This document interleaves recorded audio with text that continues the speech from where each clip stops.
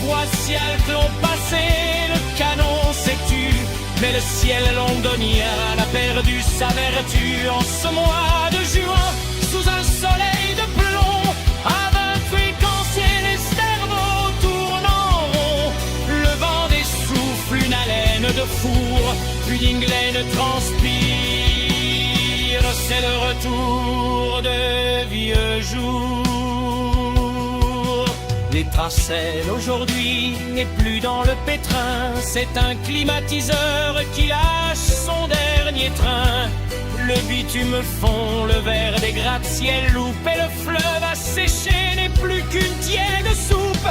Vren avait prévu du marbre pour l'éternité, il n'avait pas vu venir les îlots de chaleur urbains surchauffés.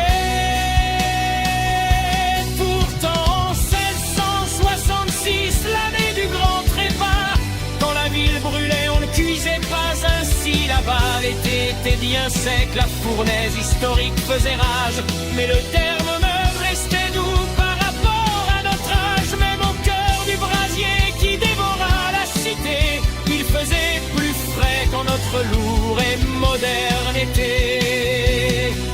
Charles retrait au balcon, cherchant un souffle d'air, s'écrie: au diable le sucre, trouvez-moi des glacières. On n'en voit plus de navires piler les colonies, on supplie l'Écosse de nous vendre sa pluie.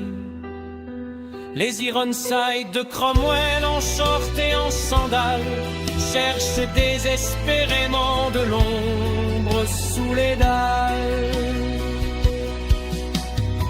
De son tombeau, Cromwell pousse un grand cri, voyant ce ciel de feu qui accable le pays. C'est la faute d'Histoire et de leur sang maudit.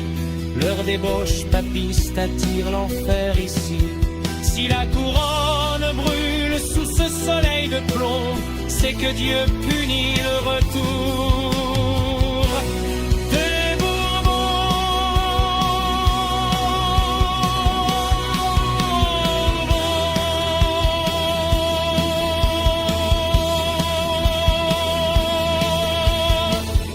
Saint-Paul est toujours là, défiant l'océan, mais transformé en serre pour cactus géant. Londres ne brûle plus par le bois et la suie, elle cuit à l'étouffer en attendant la nuit.